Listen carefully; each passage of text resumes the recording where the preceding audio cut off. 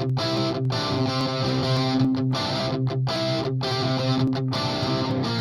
what is right by all parties. In order to achieve long-term success and maintain long-term relationships, you will have to make another important decision and adopt the philosophy of do what is right by all parties.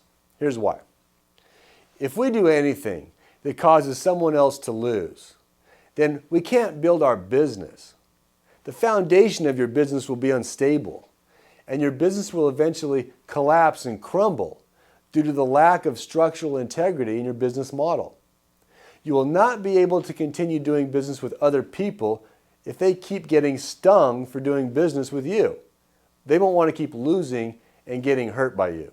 If some people we're doing business with win, but they know someone else is losing by what we're doing, then they will believe that we will take advantage of them too, as soon as it is in our best interest to do so. A perfect example of this is what happens in a car dealership when a salesperson or a desk manager or an F&I manager or a closer changes the income on a credit application in order to help a customer qualify for a lending program. Well, first of all, it's a federal offense, therefore illegal, and it puts the person doing it and their employer in a position of tremendous liability. So why do they do it? Well, it's done with a thought process to help a customer purchase more car than they can afford per the lending guidelines of a particular lender in order to earn a commission today. In other words, it's good for me as a salesperson. Now, when a customer buys more car than they can afford, their life can become miserable if all their income starts going towards their vehicle, because it's really more than they were intended to be able to purchase. Then, if there's a hiccup in their budget, they may start missing payments. They could have their credit destroyed, and they may end up losing their car, their down payment, and their ability to get another car they could afford because of their destroyed credit. The bank also loses in that scenario as well. The salesperson loses even though there was a temporary gain, a commission, because that customer is not likely to return to that salesperson out of embarrassment. And that customer certainly wouldn't trust the salesperson to be honest with them at all costs. And that customer won't refer their friends with enthusiasm to someone they know is dishonest on purpose as a rule. And if a practice like this continues, the bank will terminate that dealer, including that salesperson, so the dealer loses too.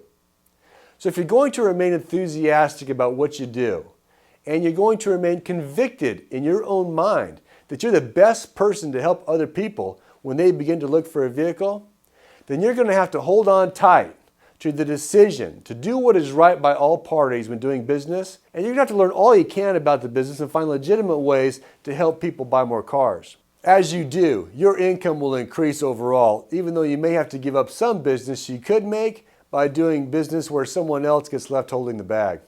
The good news is that by deciding to do business in a manner where no one loses, you will gain much more from that repeat business, those referrals, and the extra sales you can make by being able to do business with people who don't want to do business with people they know who are being dishonest.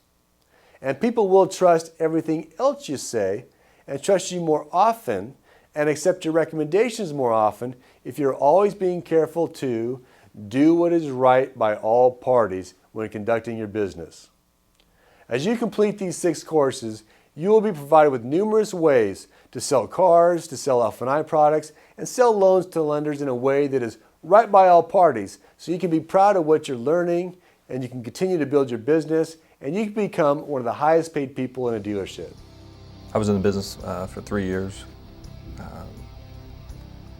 Salesman, finance manager, finance director, sales manager. College of Automotive Management basically said, why don't you come to our school and learn something after about 3 years. And 3 years in the car business, you think you know everything. Obviously I didn't. Obviously going through the school changed my life. I am very successful due to that college. I was probably making $50,000 a year working as a sales manager in Redlands, California, and now I make 10 times that due to the college. Do what's right by the customer first, by the dealership, And that's most important. He never stressed do what's right by you, do what's right by the customer and for the owner of the dealership, whichever dealership you're at.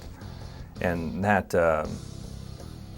sold me. I did what was right by people and by the dealership, and the owners of those dealerships that I worked for respected it and appreciated it and compensated me very well for that. 5 years after I graduated, I purchased my own dealership, a Chevrolet, Pontiac, and Buick dealership. Well, the college offers everything.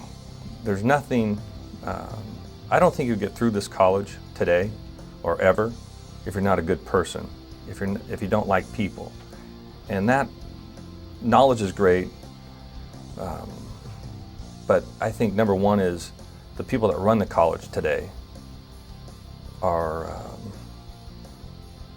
their integrity and their character is unmatched. That's from the owner down to the receptionist. I think they come out of here, yeah, they will have the knowledge, but it's who you are inside. And that's what's most important, of doing the right thing. And it's being preached today, do the right thing for the customer, do the right thing for the dealer. And if you do those two things, everything will take care of itself.